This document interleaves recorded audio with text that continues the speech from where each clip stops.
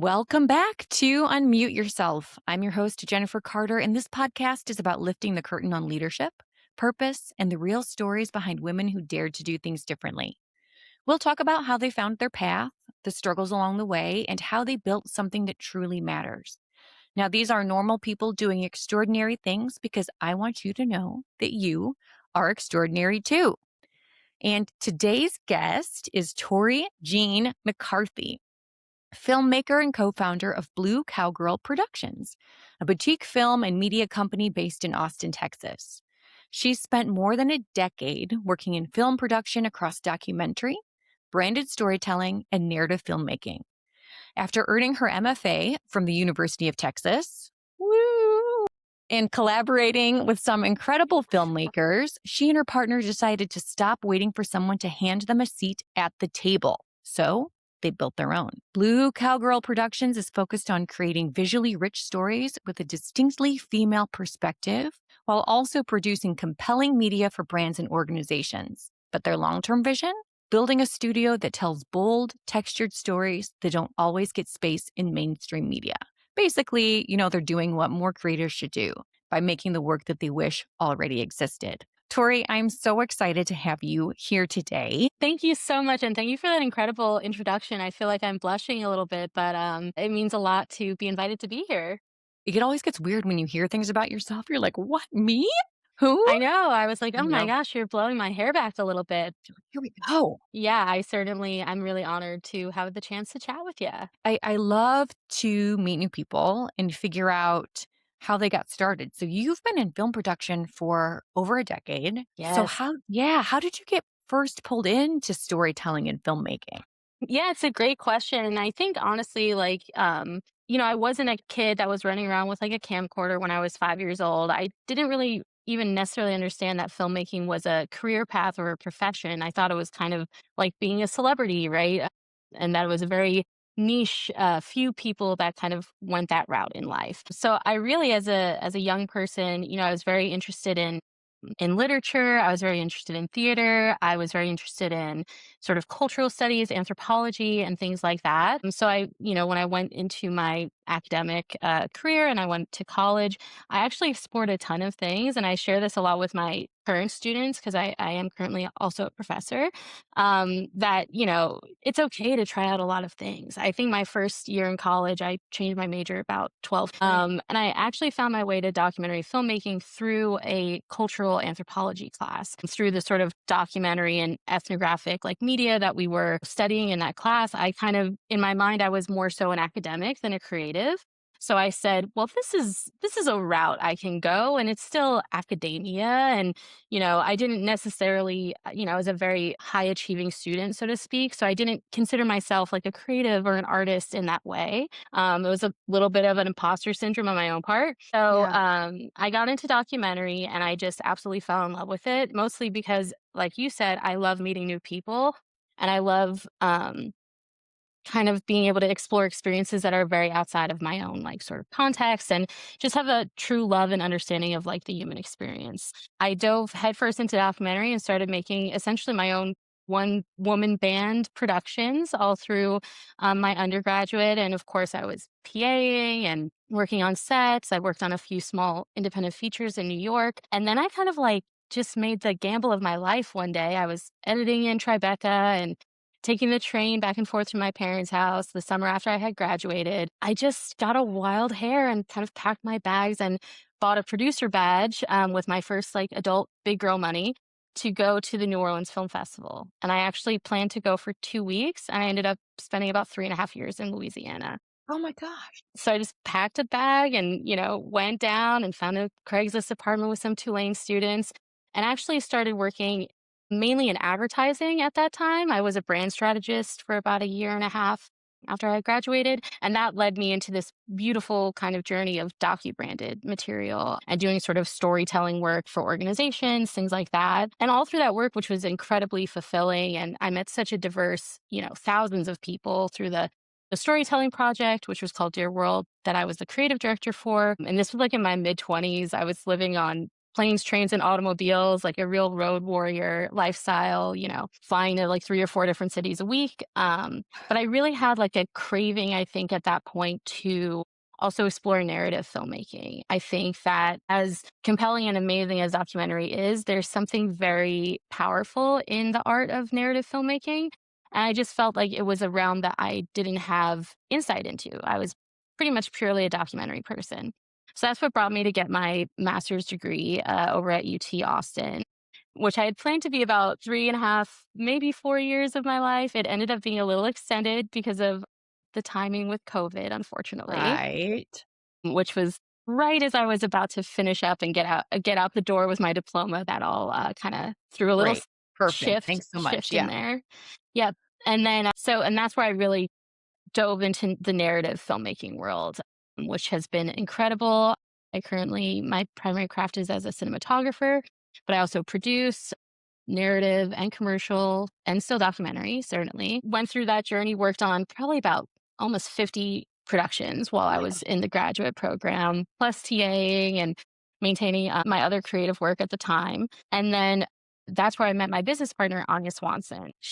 We started out as two grad students, trying to make our projects and make our dreams come true and get through this crazy program. And so I came on as her cinematographer on her pre-thesis project, which is like the second year project. And then for her thesis, I actually joined as a casting producer as well as the cinematographer. So we continued to work together and we both ended up graduating into the strikes, right? So Oh, right. for folks that are familiar with the kind of like zeitgeist of the film industry, there were historic strikes in I guess that would have been 2022, maybe Huh? somewhat into 23. So the DGA, the Directors Guild was on strike, the Actors Guild was on strike, and the Writers Guild. So it made a huge amount of uncertainty for everyone in the industry, particularly folks like us who were kind of coming out of an academic environment, who were, below the line, so to speak, meaning that we're like craft people. Got it. And so it was during that time that, we were clawing and scratching for freelance jobs and clients and, no one was really trying to invest or put a lot of time into film content at that moment because it was so uncertain. And I just looked at Anya one day, we were over by the UT campus and I said, I just wish I had a TV pilot. I feel like if we had a TV pilot, that's something we can make. We can just do it independently. We don't need anyone we don't need a big studio. We don't need $1 million. And she looked at me and she was like, "Oh my gosh, I actually have a TV pilot that I wrote, a couple years back, and I've been sitting on Of all course this she does. time." Yeah, And because I of was course she like does. and I was like, "Girl, we've been friends for years. How are you just mentioning this?" So, at that moment, we sort of sprung into action. We started putting a creative plan together and a business plan together for the pilot. We ended up pitching that to a private investor that, we actually had a connection through from the casting I had done. His daughter actually we met her through the casting. She's an actor. So it's kind of, a full circle moment. And that's where things morphed. And we were like, okay, this can be more than just a single pilot. Like we can build a whole infrastructure, right? We don't have to put the cart before the horse in the sense of, we don't have to finish this pilot before we can launch our business. So we went ahead, launched the business. We've been doing a lot of B2B work over the past year as we've had our sort of flagship pilot in development. So we're super excited. We're actually today kind of locking in our executive producer for that. Oh my god. After we chat, I'll be jumping on some, legal documents for that business. But we're really excited. We have some great cast connected as well. So all steam ahead. We're going for it. I have so many questions.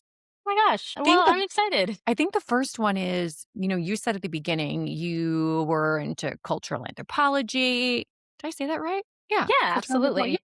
Yeah. And thought of yourself more as an academic. How did you get your brain to switch from I am an academic documentary filmmaker to I'm a creative that's Mhm. now running with my partner, my own studio, TV pilot, on and on and on.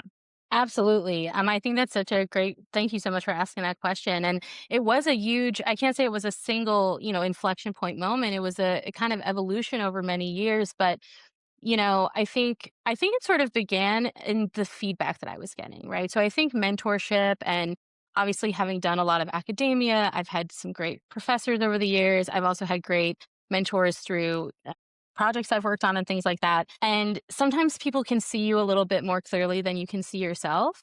Especially when you're young and you're sort of trying to figure out your path. And I was getting a lot of feedback early on of, oh, are you, would you be interested in cinematography? Or, this is a very, promising thing that you're doing here. Have you thought about that?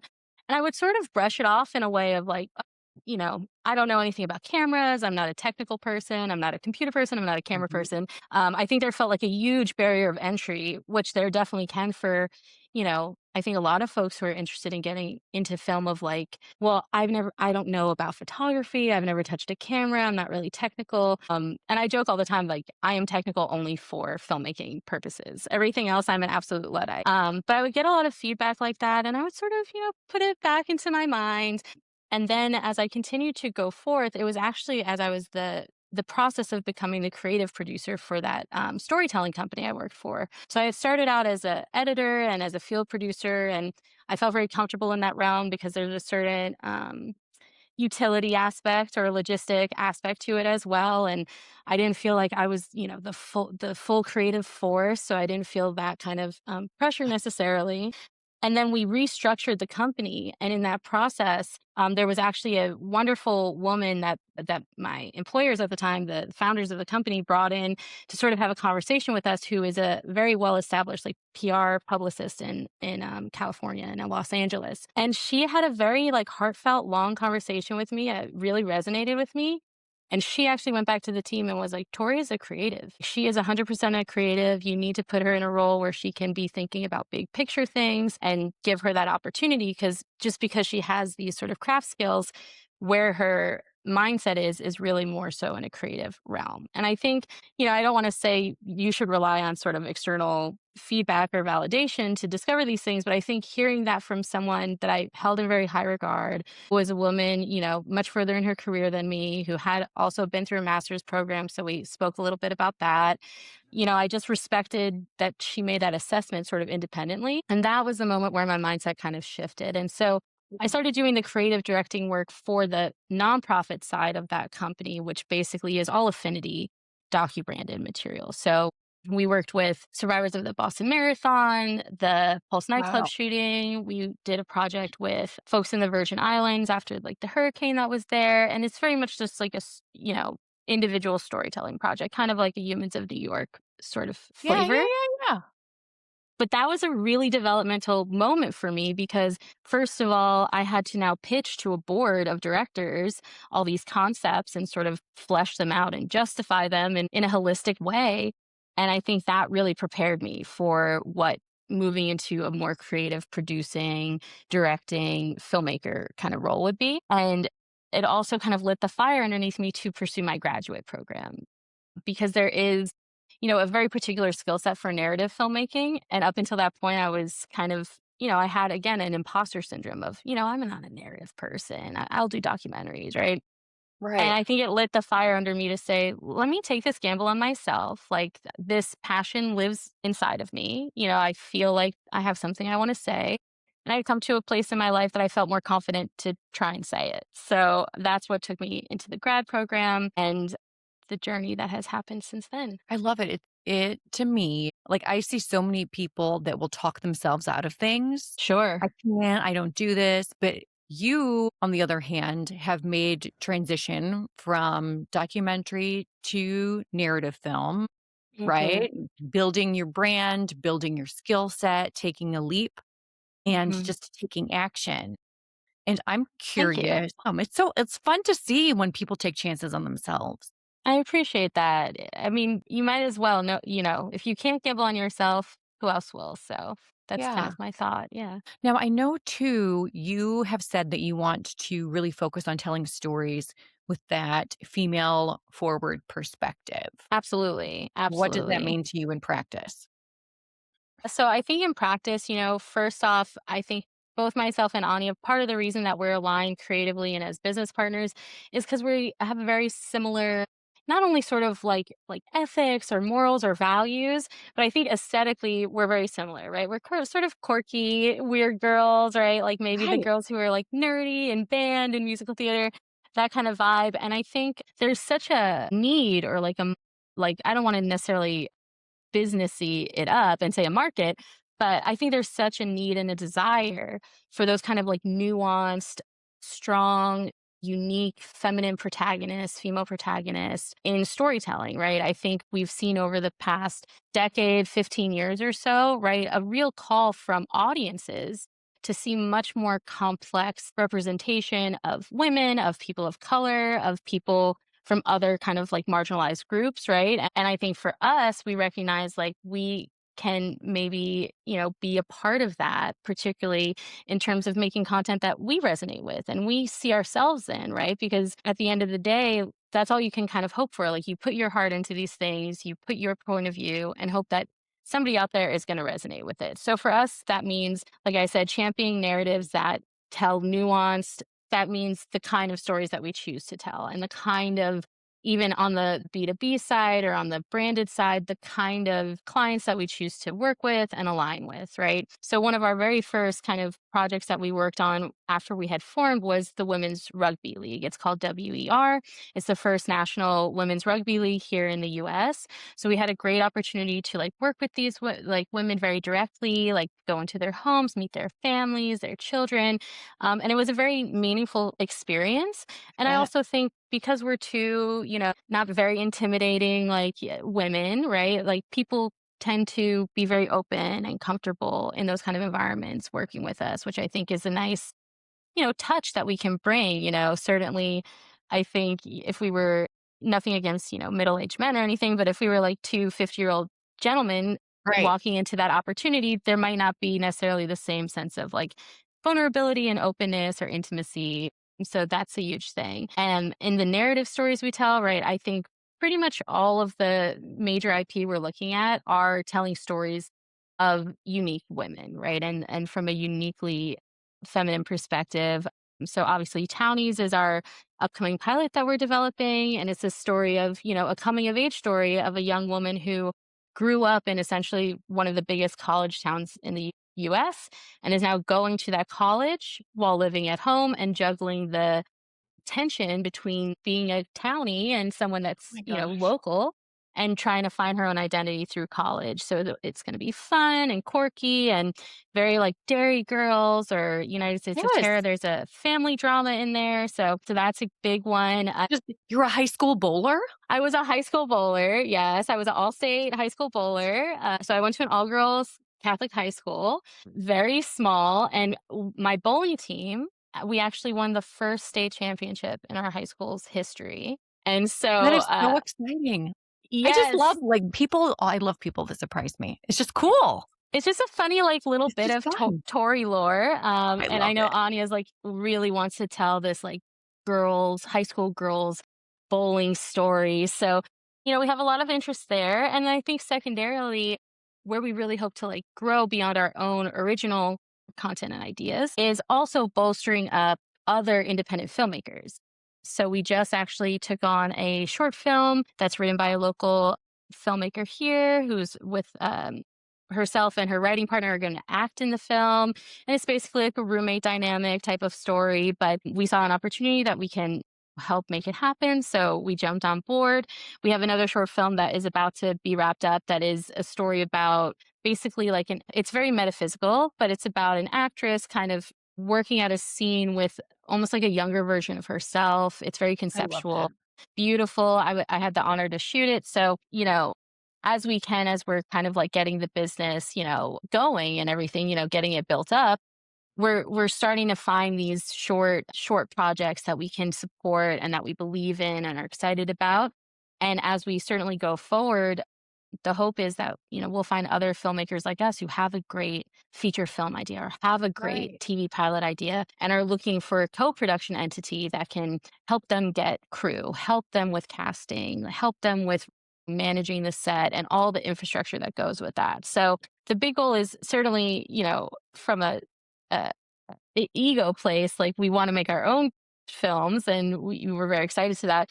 But in a broader way, we really want to raise up other filmmakers like us, particularly women and femme identifying filmmakers. So, That's yeah, amazing. thank you. I think like anybody, and I'm a millennial. I'm born 1990, so like right in the middle of that generation. And I think, there was a lot, not to start, making kind of a societal statement, but there was a lot of bright and shiny feelings, like being a child of the 90s of like, yeah, I'll go to school and I'll work hard and everything is going to work out wonderful, right? And I think especially when you're in a creative art that has so much visibility as filmmaking, and you're, an ambitious kind of overachiever type of young person, I definitely there was a point in my life that I was like, I'm going to win my first Oscar by the time I'm 24, or, Right. Just at something some absolutely random wild. age. Yeah. Yeah, just because it sounded good, Right. right? Because And why I think not? exactly, and I think the reality of, what it takes, the lifestyle, the kind of, there is a grind to it, is certainly different than I expected, but I'm so proud of the person I've become having to, like, work through those hurdles, right? Like, I think if I was 24 years old and someone handed me a $5 million feature film Right. Right. deal, I would not have known how to handle that. I wouldn't have Right. even known where to start, right? So I do think, I'm a big believer in everything is preparation. Everything I look back on, all the little journeys and chapters, in the end, it's all accumulated to set me up to do what we're trying to do with Blue Cowgirl and give me the experience and the variety of insights that owning your own production company requires, right? You can't just be a sort of director. It takes a lot of other stuff. There's legal aspects, there's branding and strategy. And so it's all been preparation for that, I feel like. But it certainly is a non-linear journey. And everybody's journey in filmmaking in particular is very, very different, right? Right. And it's something that also can be a tough pill to swallow, certainly, of like, it is an industry where if you happen to come from a background with a lot of Mhm. resources, or you happen to have, family or connections that already are established in the industry, it certainly can be a much quicker trajectory. And I Right. think it can make folks that don't come from those backgrounds and are working their way up from just being like a PA on a random crew call they found on Craigslist, right? It can feel like, oh, I'm not going fast enough, I'm failing, or I'm not good enough, right? And I think you just have to push through that, and have the faith in yourself of like, it's a iterative process, right? And also filmmaking is an old dog's game. If you make your first feature by the time you're 40, you're still like a young prodigy, right? It's not like, Right. yeah, like being a dancer, or a Right. like a figure skater or something, where you sort of want to Right. strike while Early. you're youthful. Yes, yes, Right. precisely. Yeah, so it's definitely, there are moments where it's like, I want it to happen quicker, but it's also like I try to be grateful for each step because I know it's setting me up to be wiser down the road. Yeah, it sounds like you're very intentional. Oh, thank you. It sounds like and what I really appreciate about you is that you're just yourself and you're open Thanks. to learning, and it doesn't feel like anything really stops you. Thank you. I really appreciate that. Yeah. And it means a lot for me that for you to have that impression, because I definitely try and hold, it's something I pride myself on, is being very adaptable and very tolerant at times to certain, challenging circumstances. Right. And, definitely over the years, both with, obviously COVID was a big challenge of finishing up my graduate program. I've had certainly some major personal challenges, in my life. Like I went on a very profound sort of grief journey at one point that really formed the woman that I've grown into, I think, over the past, 4 or 5 years. And I think, you know, I'm very proud of the resiliency that I've sort of had to cultivate. Of course, I'd love a mojito on the beach sometime, but I think you just got to get through it to get to it, and I certainly hope folks that are on a similar journey can appreciate those moments of digging deep, because it's sometimes like those moments that really form us, I think. Yeah, I get that. Yeah. Okay, if you could make one film that the entire world had to watch, what Oh story would you my tell? goodness. No, My it is a good one, goodness. I know. No That is a pressure. huge story, or a huge question. That's a huge question. Wow. Well, I would say, the thing that I think is at the forefront of my mind, and for me, a project I'm really working towards. I don't want to say that it's so revolutionary that it should be, required viewing, but it certainly would mean a lot to me if it were held in that regard one day.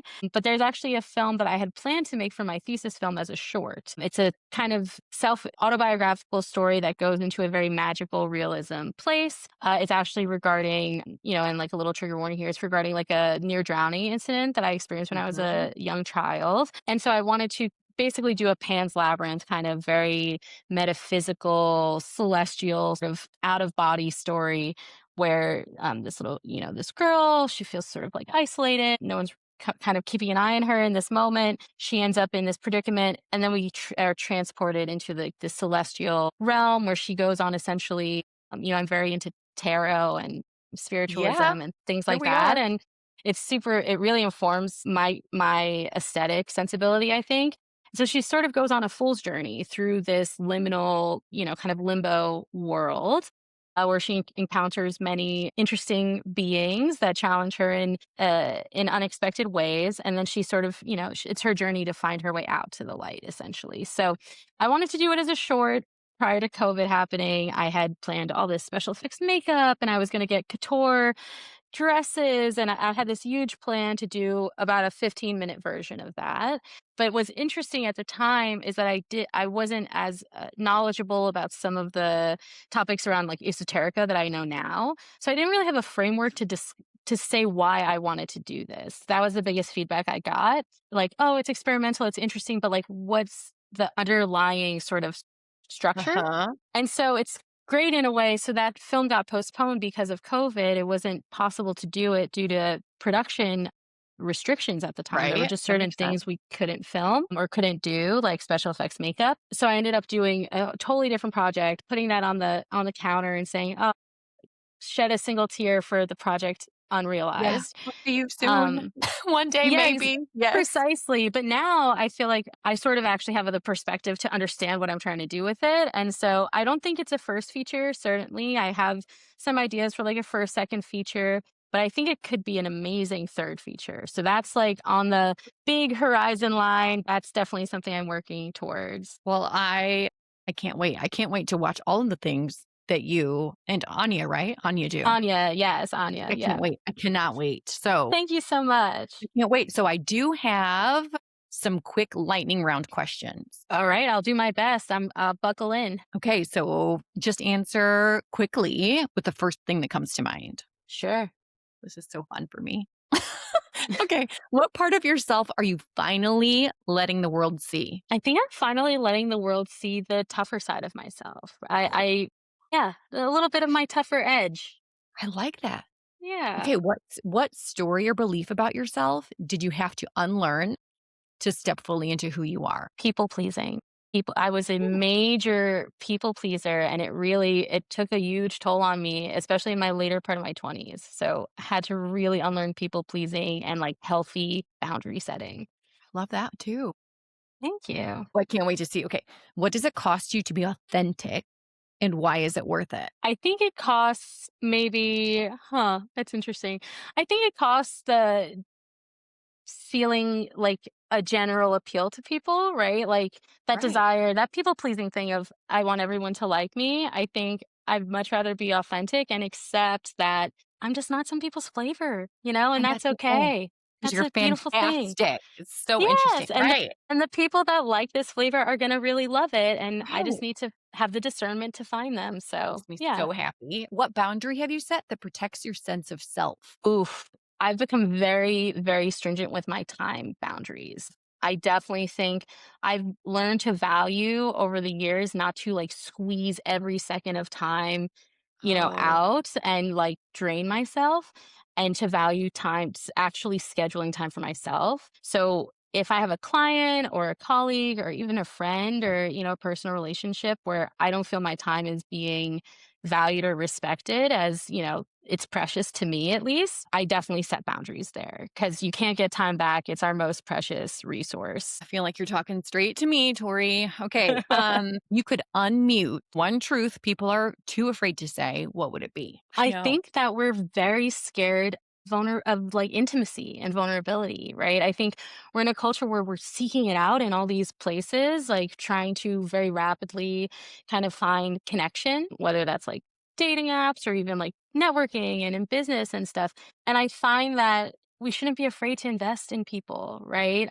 Of course, there's a risk there. Like Anya is my business partner. She's one of the biggest parts of my life, but I'm Right. going to invest in her because she's worth like 100 acquaintances to me. Wow, that's beautiful. I love that. Like, that's the nicest thing I think somebody can ever say about a friend. Well, absolutely. That's beautiful. I appreciate that, and I hope that she feels good about it when she hears this. So, but yeah, I mean, I think I really value having deep kind of like personal one-on-one relationships with people more than saying, "Oh, I walked into this room, I know 90% of the people here." Right. So, Right. You're that's like to definitely have my an actual viewpoint. conversation. Yeah, absolutely. Absolutely. Okay, so I do have a couple of final questions. So, if Sure. listeners walk away remembering just one thing from this conversation, what do you hope it is? I hope it would be to really take the leap and gamble on yourself. Even if, you're not seeing those dividends paid out immediately, even if it takes some flexibility and adaptation, I think at the end of the day, we all have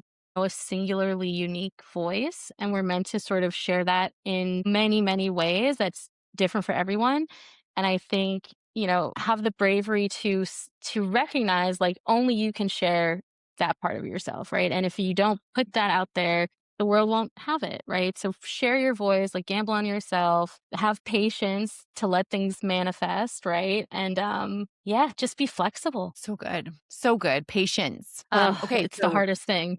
the hardest thing. So what has it meant for you to share your story here on Unmute Yourself today? Yeah, I mean, again, I just want to say how honored and privileged I am. I definitely it feels very validating to be in a community and be trying to do something as like a woman entrepreneur and have a platform and a space to like discuss those topics and obviously get have the visibility around my own story, right? It definitely is meaningful to me, because I think we can all be very humble, like, I haven't done anything too Right. special, right? And then when you sort of have a moment to reflect on it, everybody has some aspect or gem or wisdom that Yes. is unique to them. And I really appreciate the platform to share a little bit of myself. I love it. Well, thank you so much. Thank How you. can how can our listeners connect with you and support your work? Yeah, absolutely. So you can check out our website. It's Blue Cowgirl Productions with an S, so it's plural, .com. So you can come to bluecowgirlsproductions.com. You can see a little bit of the work that we've done in the past. You can reach out to us there. You can also email us at hello@bluecowgirlproductions.com. And then we are in the midst of kind of launching and zhuzhing up our Instagram presence. So our Instagram handle is at Blue Cowgirl. Yes. So please reach out. We would love to work with you, not just other filmmakers, but certainly business owners, other creatives, dancers, actors, really anybody. We would love to connect and try and make a beautiful vision come to life. Oh my gosh. Well, thank you so much, Tori. And thank you to Thank everyone you. listening. Thank you. And choosing truth over comfort and courage over silence and alignment over approval. So if this Yes. episode, right? Right. Yes. So, Yeah. so if this episode resonated, please share it, subscribe, and stay with us this season as we explore what it really means to live and lead without muting who we are. Until next time, unmute yourself and be who you already are.